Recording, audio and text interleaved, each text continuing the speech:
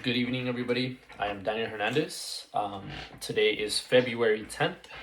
I will be presenting my um, illustration of the blood flow of the heart, or yeah, through the heart.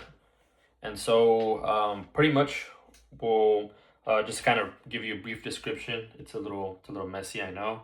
Um, we have our deoxygenated blood labeled in blue, and pretty much we have our oxygenated blood labeled in red. I'll pretty much take you through the process, the flow of how the deoxygenated blood enters the heart and brings back oxygenated blood. So we start off with our deoxygenated blood entering the heart via the inferior vena cava and the superior vena cava. So pretty much IVC inferior vena cava, SVC superior vena cava will enter the RA, the right atrium. So the right atrium is this little portion right here.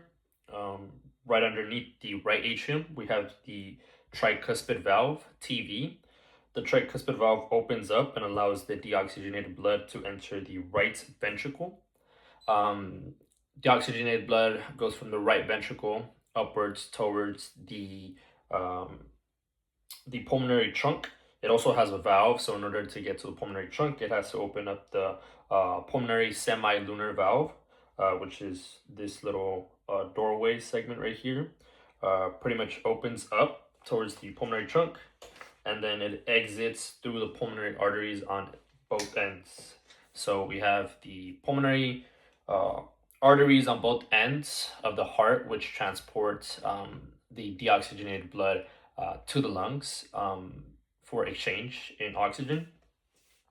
Once the lungs do the exchange in oxygen with our blood, it'll bring the oxygenated blood back to our heart for distribution throughout the body. And it does so via the pulmonary veins. So there are pulmonary veins on both sides of the heart, which is labeled in red. So we have our now oxygenated blood entering the heart again. So it does so through both ends, meets in the left atrium, LA. So the oxygenated blood is now in the left atrium. It gets moved towards the left ventricle, does so by way of the mitral valve opening up and closing. So it pretty much does this little process, um, which is right here. So it enters the left ventricle, and then it gets pushed back up towards the aorta, and pretty much it does so through that transportation from the left ventricle towards the aorta is done so by opening of the aortic semilunar valve.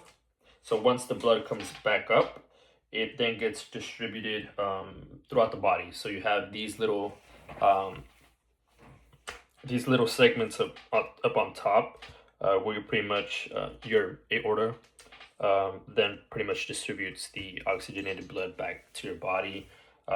Your trunk, which is pretty much your head, your neck, and the rest of your body on these ends right here. So um, this is pretty much my illustration for the blood flow.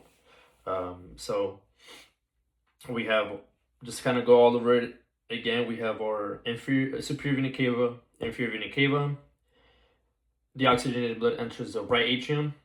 The doorway, I call them doorways, pretty much they're valves. Those are the valves that open up, allow the transportation from the different chambers of the heart. So the chamber is pretty much like I guess you could say the holding space for the blood. So we have our right atrium, which is one chamber, our right ventricle, which is another chamber, and then our left ventricle, which is another chamber, and our left atrium, which is another chamber. So we have a total of four chambers in the heart. In order for the blood to move through these chambers, they do so by way of the valves, by a doorway, pretty much opening up, closing, which is pretty much what happens, with each chamber. So we have our right atrium, one chamber, opens up through the tricuspid valve, allows the blood to enter the next chamber, which is the right ventricle. From the right ventricle to enter, or to basically get pushed out towards the lungs. We have our pulmonary semilunar valve opens up, our door, pretty much allows that deoxygenated blood to go through the pulmonary trunk out the pulmonary arteries. And then once it goes to lungs, comes back, we receive the blood through the pulmonary veins on both ends. They all meet in the third chamber, the left atrium. Now we have a different door, which is our mitral valve or our bicuspid valve. Opens up, lets that oxygenated blood enter the left ventricle or last chamber, and then that blood gets pushed back, distributed to the body. Opens up the aortic semilunar valve, enters the aorta, and then it gets dispersed throughout your body. The reason why I wrote 3 little trunks up here, because you have the main one that connects to your head and your trunk, so pretty much the superior part of your body, and then you have a left one and a right one that pretty much gets distributed to the left side, the right side, pretty much. It's illustrated, but yeah.